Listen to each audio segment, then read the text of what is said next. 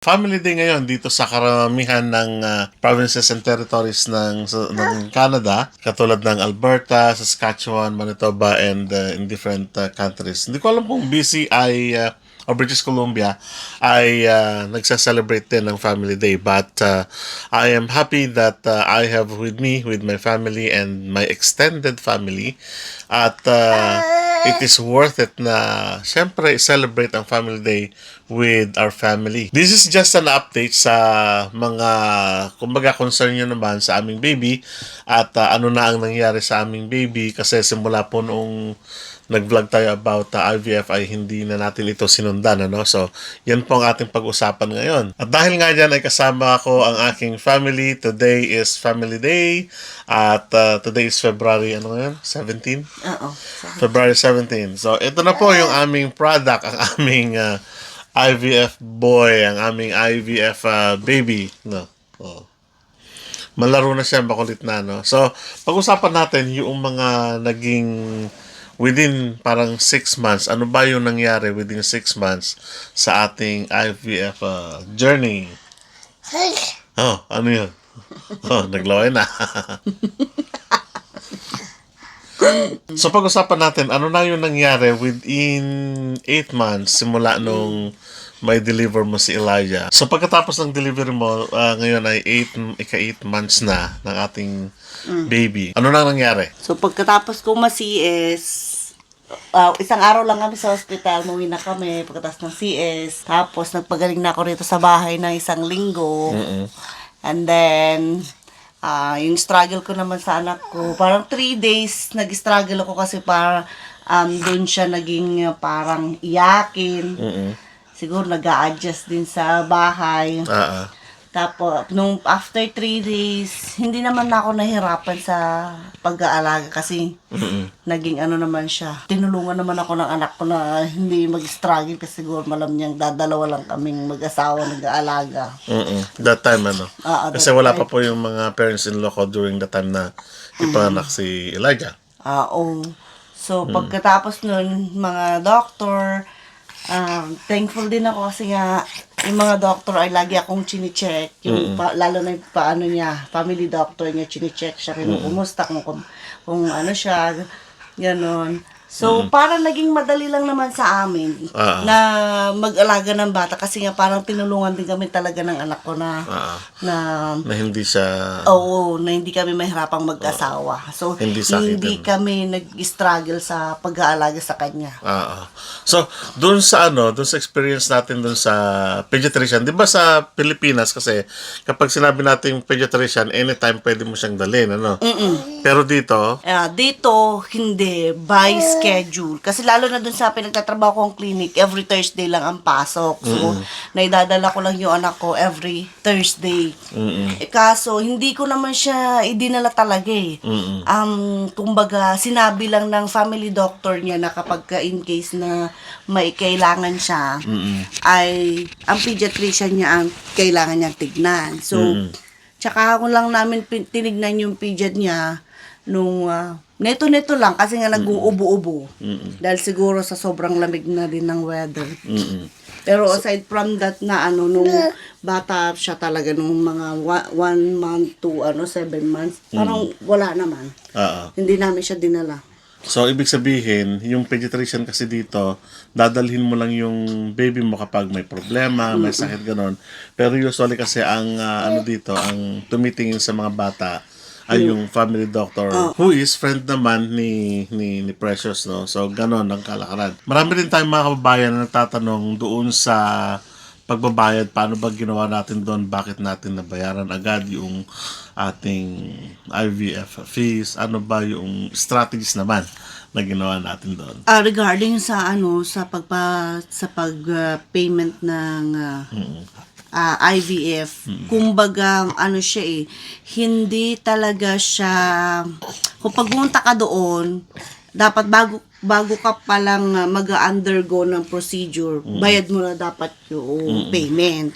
So, kailangan, yung sinabi sa amin nun na na every visit, hindi yun nangyari kasi para sigurong marami sigurong kwan din na kailangan talagang bayaran mo muna bago Sa ka mahalan. oo, sa procedure.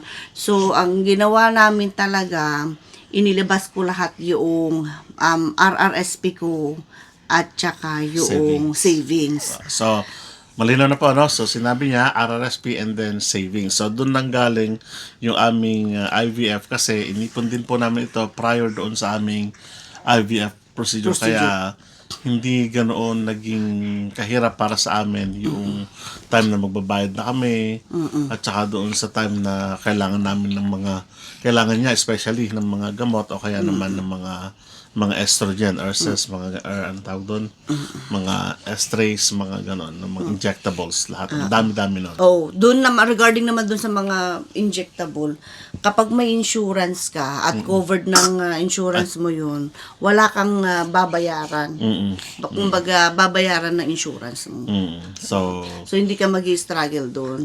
so, ibig sabihin, kung napaplano po kayo sa mga kababayan natin na magpa-IVF dito sa Canada pagdating ng panahon, of course, in advance, mag-save na po ng pera para sa ganon, hindi masyadong mabigat para sa inyo yung lalong-lalo na sa first 2 months ng procedures, talagang buhos ang pera sa ano na yun.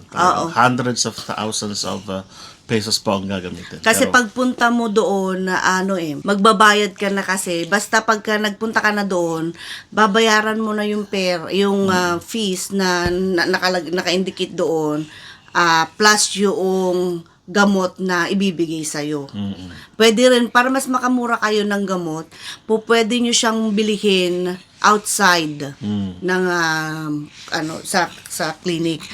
Kasi meron silang binebenta din doon sa may kaso nga lang parang babayaran mo muna siya bago mo siya i-claim sa may insurance. So ang ginawa namin, nag-research muna ako sa mga ibang kung covered ba yung insurance, yung mga sa medication na binigay sa amin. So, tinanong ko muna doon sa may company, tumawag talaga ako sa Canada Life, kung mako-covered pa siya. So, ang sinabi naman sa akin, kinuha lahat yung DIN number nung mga gamot. So, covered naman talaga lahat. So, ang ginawa na lang namin, sa labas na lang kami bumili. Yun na lang ang na-request namin dun sa doktor. So, ang kaya naman din naman, again, na siya nagtatrabaho sa Shoppers Drug Mart pagkagabi, kaya madali na sa kanya na hanapin yung numbers, yung mga drug numbers, parang ganon, para ma-search agad kung meron doon sa store nila. Kung wala, doon kami talaga bibili sa Saskatoon. Katulad ng ibang mga estrace and something na talagang distributor lang ang nagbibigay.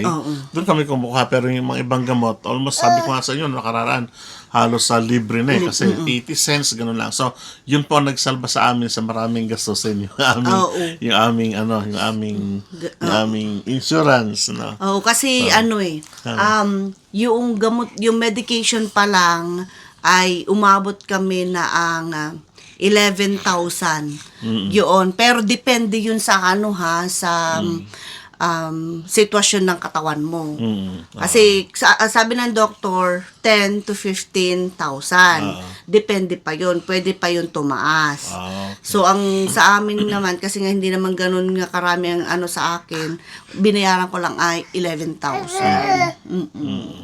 So, fast forward na tayo. Doon na tayo sa bahagi kung saan ay sabi mo kanina, si Elijah ay well-cared ng mga family doctors, nurses, at ng pediatrician dahil common ang tatrabaho siya dyan. Pero most probably, equally, ganun din naman po sa ibang mga bata na pareho din. Hindi ko kaibigan ni May Bahay, ni Precious, yung mga doctor, ay iba, special treatment na. Hindi. Ang kaibahan lang doon ay pwede niya kasing i-message sa, halimbawa, midnight, parang ganon, yung mga doctors niya, dahil katrabaho niya.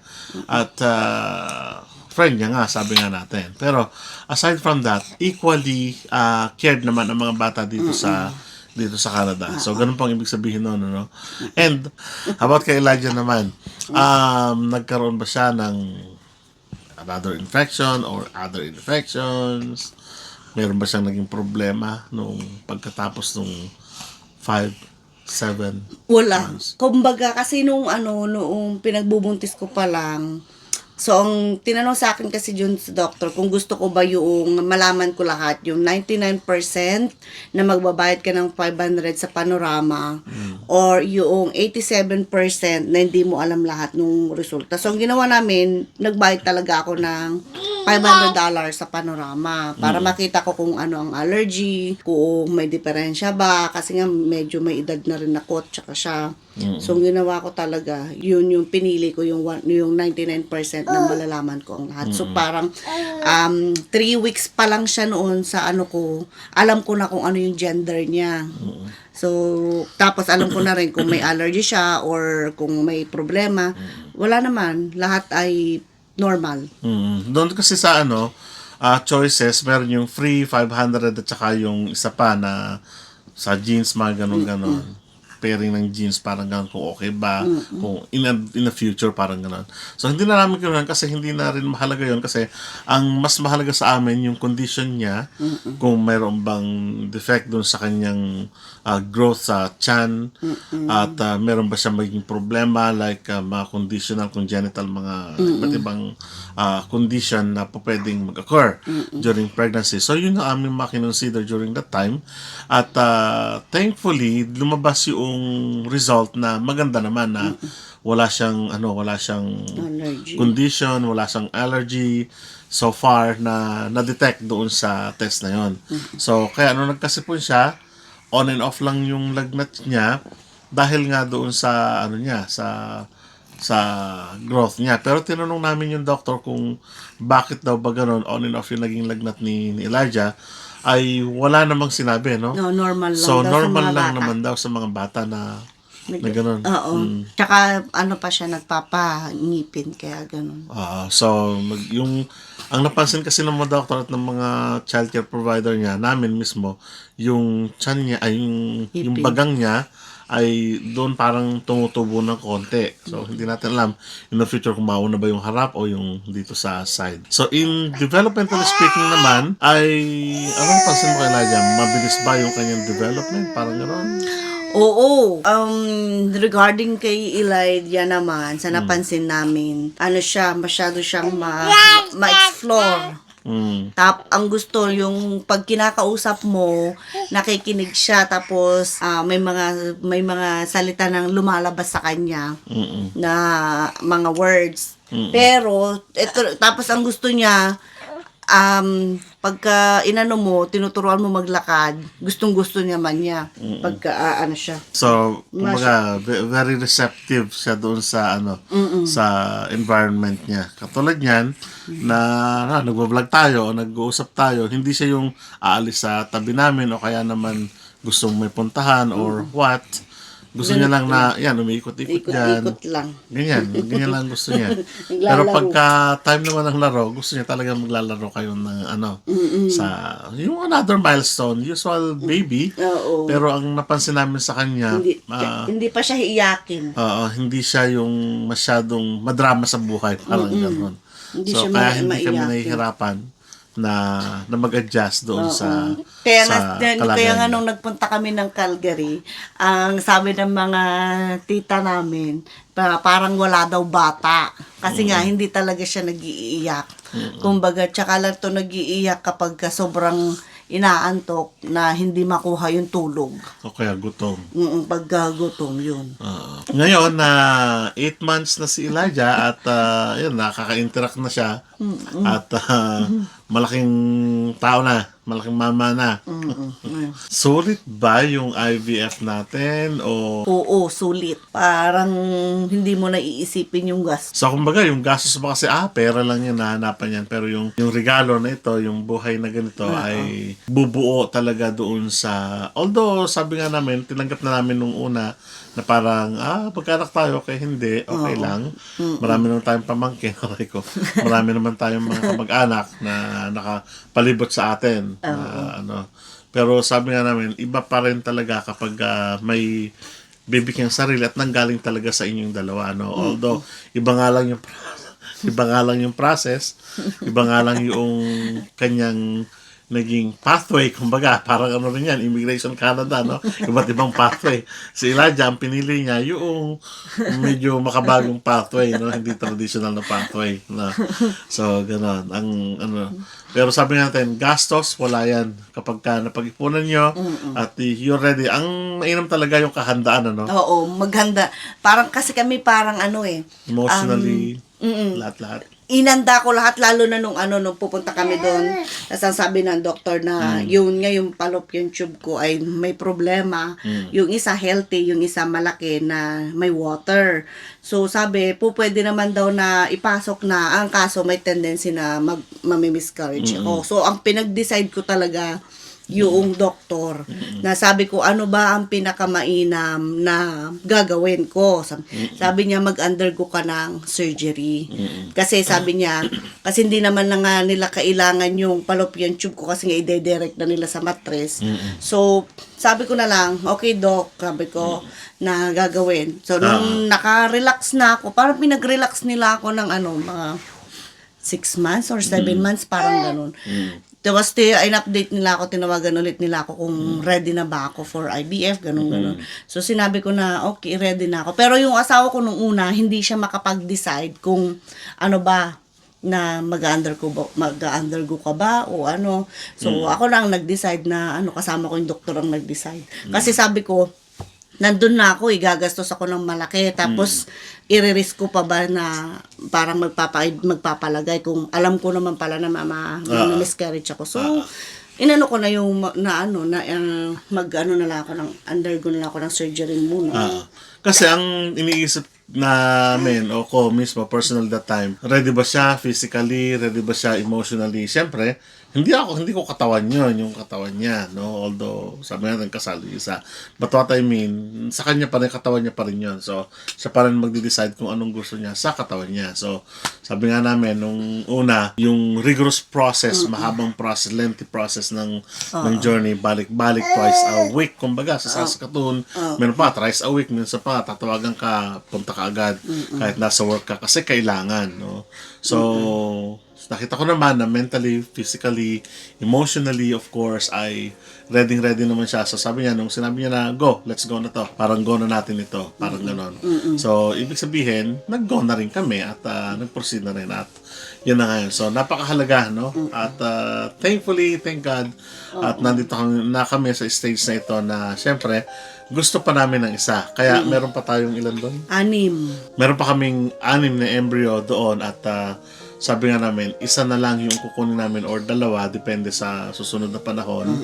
At may naka-freeze kami doon. So sabi namin, yung matitira doon ay idodonate namin sa mga Asian families na nangailangan din. Kasi meron yung couple na talagang parehong wala sila at naghahanap sila ng embryo at nandun naman na yung genes namin pareho at titignan na lang nila yon, yung profile na yon. So, ganun. Meron kasi mga ganun. So, hopefully makatulong yung embryo na yun sa ibang family para magkaroon ng kumbaga, uplift din naman yung kanilang spirit na merong pag-asa in terms of family at magkaroon ng baby. No? So sa amin ito, personally, dugo, laman namin ito, genes namin ito, pareho. At yan, nakita na yung kakulitan. Makulit na siya. So yun ang update sa aming IVF journey, sa aming IVF baby. So hindi pa ito yung huli nating pagkita with Elijah, ang aming baby. At marami pa tayong pagsasama, no? So, happy family po. At belated happy Valentine po sa inyong lahat ngayong February. At dalangin po namin na ang bawat family ay magkaroon ng isang matatag na pundasyon at syempre, yung love, of course, God be the center of the family. So, maraming salamat. Paalam. Say bye-bye na. Bye-bye. Bye-bye. Bye-bye. Bye-bye. Bye-bye. Bye-bye.